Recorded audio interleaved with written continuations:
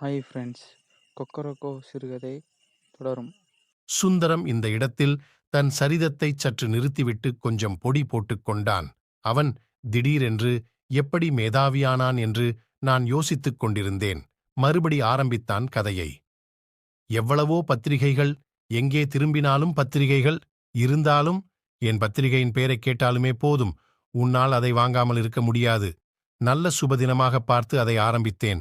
தாளின் தலையிலே ஒரு சேவல், அதன் வாயின்றும் வருகிறது கோக்கரகோ என்னும் சப்தம். அதுவே பத்திரிகைக்கும் பெயர். சப்தச்சுவை ஒரு பக்கம் கிடக்கட்டும். அதில் வெளியாகும் விஷயங்களின் பொருட்சுவையின் நயத்தை என்னால் சொல்ல முடியாது. சுந்தரம், ஒரு கேள்வி. அது என்ன, மாதப் பத்திரிகையா, வாரப் பத்திரிகையா, அல்லது தினசரியா என்று நான் கேட்டேன்.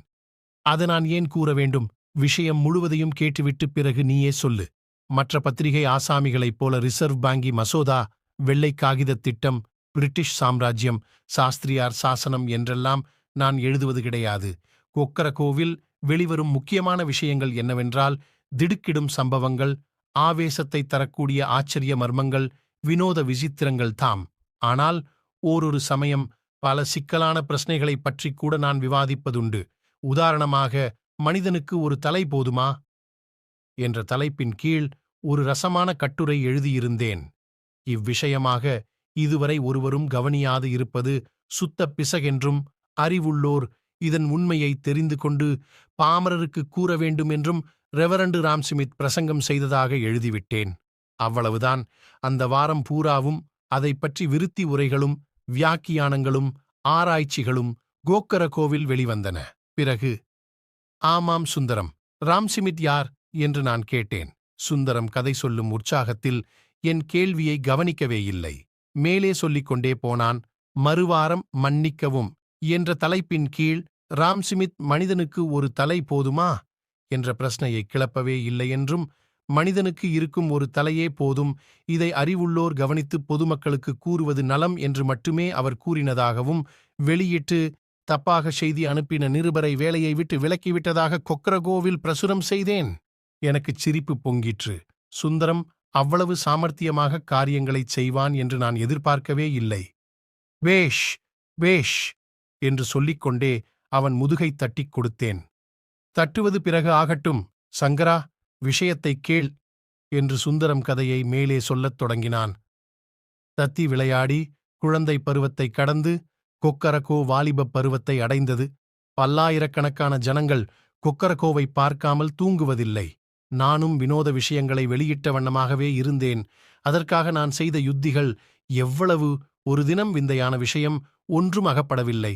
ஒரு பக்கம் கூட அச்சாகவில்லை. மணியோ 3, 4 என்று வளர்ந்து கொண்டே சென்றது. 5 மணிக்கெல்லாம் பத்திரிகை அச்சடித்தாக வேண்டும். என் நிலையில் நீ இருந்தால் என்ன செய்திருப்பாய் என்று சுந்தரம் கேட்டான். ஆனால் நல்ல காலமாக என் பதில் வரும் முன்னமேயே தன் சரிதத்தை ஓட்டினான். கேள் சங்கரா, சுற்றி வளைத்துப் பார்த்தேன். திடீரென்று ஒரு யுக்தி கிளம்பிற்று. எடுத்தேன் பேனாவை. ஹிட்லர் பட்லரானால் என்று கேள்வி ஒன்று கிளப்பினேன். மறுதினம் எனது சித்திரக்காரரைக் கொண்டு ஹிட்லருக்கு பட்லர் வேஷம் போட்டு அவர் ஐரோப்பாவிற்குச் சாப்பாடு எடுத்துக்கொண்டு போவது போலவும், சாப்பாட்டுப் பண்டங்கள் துப்பாக்கி, பாம், புகை முதலியவைகளாகவும் ஒரு படம் பிரசுரம் செய்தேன். விற்பனை பலத்தது. 32 BA க்களை நிருபர்களாகவும் பார்சல் குமாஸ்தாக்களாகவும் வைத்துக் கொண்டேன். நீயும் வருவதானால் 33 BA க்களுக்கு நான் தலைவனாவேன். என் மனைவி மரகதம் பெண்கள் பகுதியை வெகு திறமையாக நடத்திக் கொண்டு வந்தாள். ஓர் அழகிய சிறிய பங்களாவை விலைக்கு வாங்கி அதில் குடியேறினேன். அடுத்த பங்களாவில் கார்த்திகேயன் அடியார் கூட்டத் தலைவரும் கங்காணிகள் சங்கத்து பொக்கிஷதாரருமான ஸ்ரீமான் கருணைப்பிள்ளை தம் மனைவி கமலாம்பிகையுடன் கூடி வசித்து வந்தார். பலமுறை நான் அவரை அணுகி, என் பத்திரிகையைப் பற்றி அபிப்பிராயம் என்ன, அதற்கு ஏதாவது விஷயம் தரக்கூடாதோ என்று கேட்டு கேட்டு என் பாடு போதுமென்றாகிவிட்டது. எத்தனையோ பெரிய ஆசாமிகள் விஷயதானம் செய்திருக்கிறார்கள்.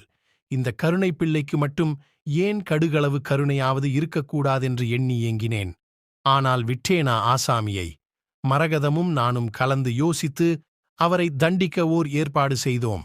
ஏற்பாட்டின்படி கமலாம்பிகையை என் மனைவி சிநேகம் செய்து கொண்டாள்.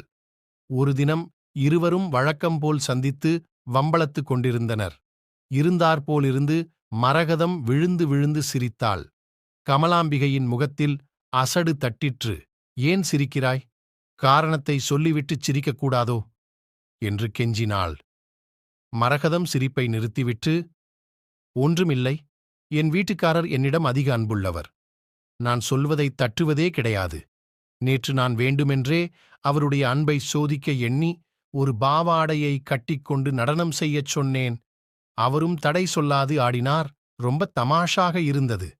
அதை நினைத்துக்கொண்டுதான் சிரிக்கிறேன் என்று கூறினாள். அன்று மாலை நான் ஆபீஸிற்குச் செல்லாது கருணைப்பிள்ளை வீட்டுத் தோட்டத்தில் காமிராவுடன் ஒளிந்து கொண்டிருந்தேன். அவரும் அவர் மனைவியும் தோட்டத்திற்கு வந்தனர். இது என்ன முட்டாள்தனம்? ஆசை இருந்தால் ஆட வேண்டுமா? என்று பிள்ளை கேட்டார். கமலாம்பிகை கண்களை பிசைந்து கொண்டே, ஆமாம், ஆடு என்றால் ஆடத்தான் வேண்டும், பாடு என்றால் பாடத்தான் வேண்டும். பக்கத்து வீட்டு ஆசிரியர் முட்டாளா? அவருடைய மனைவி அவரை ஆடச் சொன்னாள். அவர் ஆடினார். கொடுத்து வைத்த புண்ணியவதிகளுக்கு மனங்கோணாது நடக்கும் புருஷர்கள் வாய்க்கிறார்கள் என்று கூறிக்கொண்டே விம்மி விம்மி அழ ஆரம்பித்தாள். சரி என்று சொல்லி கருணைப்பிள்ளை ஒரு பாவாடை தரித்து வந்து நடனம் செய்தார். நடனம் மிக அற்புதமாக இருந்தது. கருத்துப் பெருத்த உருவம், உருண்டை தொந்தி, மொட்டை தலை. நடனம் நன்றாகத்தானே இருந்திருக்கும். நான் மறைந்திருந்து அவர் ஆடியதை போட்டோ பிடித்துக்கொண்டு பிறகு அவர் எதிரில் திடீரென்று வந்தேன். தொடரும்.